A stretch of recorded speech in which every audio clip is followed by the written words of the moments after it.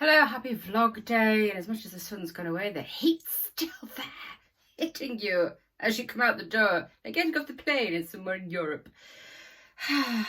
Just stand in front of the fan. Just do whatever you need to do to keep cool.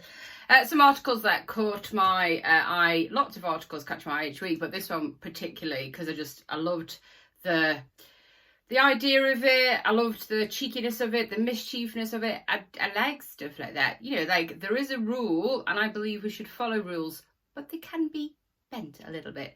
Like the boys at school who were told in the sun that you could take blazers off, but the restricted dress code for school was girls' trousers, skirt, boys' trousers, no option of shorts.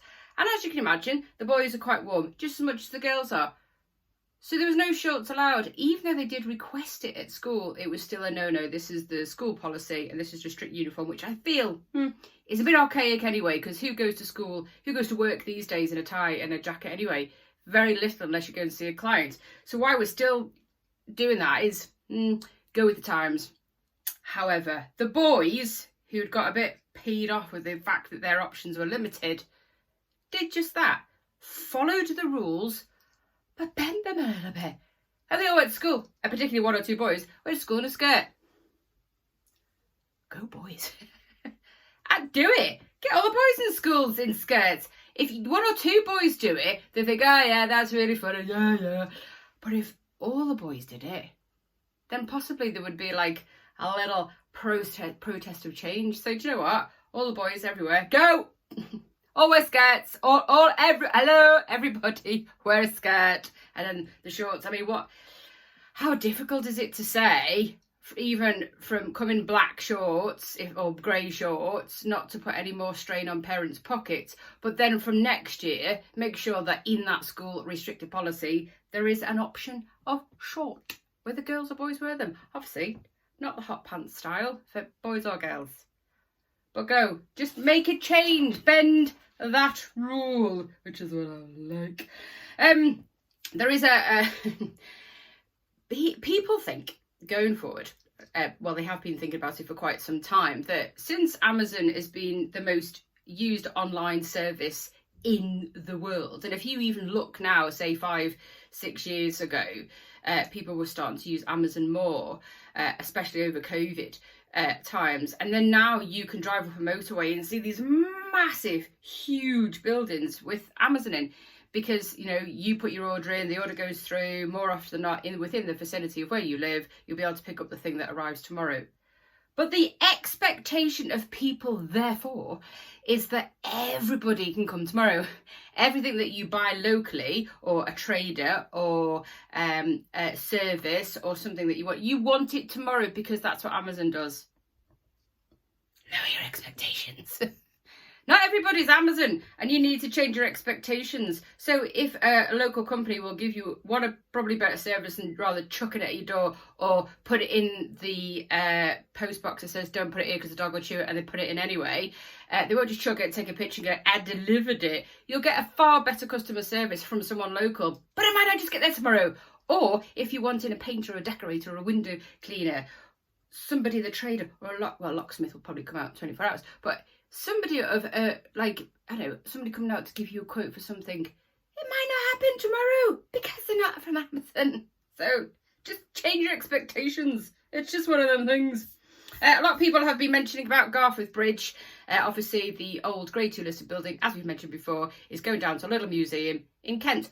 Brilliant. It's being saved. I know people tried to keep it in Yorkshire. Not that the people who would try to keep it in Yorkshire would probably go visited it. They wanted it kept in Yorkshire. The only other place it could potentially go is probably the Railway Museum, and we already have one that looks like that one. So it's been saved, it's been dismantled carefully, and it'll be preserved forever in a museum down in Kent. And if you're in Kent, you can go and see it if you've missed it that much. For me, personally, a bit controversial, it's a death trap. And I'm glad it's going. I'm sorry. I agreed that it was nice to keep it in Yorkshire, if we could, where it was possible, share that information, but it is being saved. But it's a death trap. It's beautiful to look at, but it's not beautiful to walk on. It's a bloody nightmare. So I'm glad we've got something new, and I'm all for the new. Just, if we can change or adapt the old and make it better, I'm all for it. I'm all for the change, and it might be a bit controversial, But it's dangerous whether you get off the train and there's no access for anybody who's is in a wheelchair or walking with an impairment, or somebody who's got a pram, or somebody with a little kid trying to cross it. It's dangerous. I mean, is anyone reported about people tripping up or on it or over it? So however you get off the train, it's a bloody nightmare. So I'm all for the fact that we're getting a new accessible platform bridge with lifts that will go over. And the one currently, so you've got Station House Cafe there, and then they're currently putting that's not it. The one that it's just temporary, as far as I know. This is a temporary where you take the beautiful bridge down, undangerous, bit wobbly, bit annoying, bit of a trip hazard, away to Kent. And then they will put, I would imagine, the bridge there, because that's why they took the tree down, and the bridge will go there. So this is just a temporary thing. And in fact, the temporary thing's probably better than the old thing. I'm all for preserving, don't get me wrong, but it needs an update. I did put on an artist's impression of the new one. I went, isn't this lovely? It's really nice. And so I went, no, preserve the old bridge. Do you? Lovely. Death trap. Moving on. Number 4. Feastival, 15th of July, not that long away. All of a sudden it was January, and next it's July on Saturday. 15th of July, 10 till 5. Just wanted to share about the music side of things, because that's one thing I have been able to get involved in. And we've got still acoustic, bare brass band from Kippax, and the lovely Lucy Brown. So we've got 3 really good bands that are going to be performing and give us that vibe that we want at Feastival. And Will Pitchfork, the lovely Will Pitchfork, you probably will know, he's been in lots of bands. He runs his own music company. He was in Garforth Academy, one of our local musicians and bods, and he's going to be doing all the sound engineering for the day as well. So say hi to Will, because it's his band with still acoustic that's going to be playing, and we look forward to seeing Bare Brass Band, because I just love them. And I've never heard Lucy Brown, but I'm looking forward to that too. So keep it in your diary, it needs to happen. Moving on to number 4. A lot of people, obviously, on the 29th, Thursday, yes, it will be you can vote for GNPF, Garforth Neighbourhood Planning Forum. I'm going to comment on it because it's not political, because I'm apolitical when it comes to anything to do with my company or business, but this is not political. I voted already, and I'm quite happy to say that. And obviously there was some questions that I asked, and I went to see the lovely people, 2 of the volunteers who work their balls off, if they are balls, to actually bring this to fruition. And there's some concerns I did, and I'll go through them quickly. Do they possess sufficient knowledge about the current needs of Garforth? While they have some younger members who may challenge some of the thinking, it does remain a question. So there was one thing I had. Do they truly have a comprehensive understanding of the future for Garforth and where we need to be heading? So they were my questions. But overall, these are the reasons why I've chosen to vote, and you can do this at Garforth Leisure Centre on Thursday. The current state of affairs, I feel, is not ideal, and there doesn't seem to be a definitive advocate for positive change, right? So only those with potential hidden agendas. So I'm confident that this group will be able to flutter a feather boa or 2 when it comes to planning, which I'm great. The volunteers have been long-time residents of Garforth and have been campaigning for change even before Garforth Planning Forum was even a thing. They are a determined and passionate group of people, and that is what you need. You need a passionate group of people that are going to move forward and look after what is here. We need a collaborative team that can stand up against individuals who believe they hold the power. So they are a voice, right? And if you want to know more about it, then you ask them questions. They are a group of people. There's about 12 of them. They are a group of people that they are approachable. Go and ask them. If you're not too sure about anything, go and ask. Go and feed that back, because it will probably get through and it'll be absolutely fine, and they are your voice. But don't be one of them people that them bystanders who go, oh, I didn't get involved in that, so why is it happening? Because that's how bystanders talk. And the likelihood of establishing a parish council appears more promising, I think, if they, I'm not saying it's going to happen, I said it appears more promising if they are going to be there as the voice.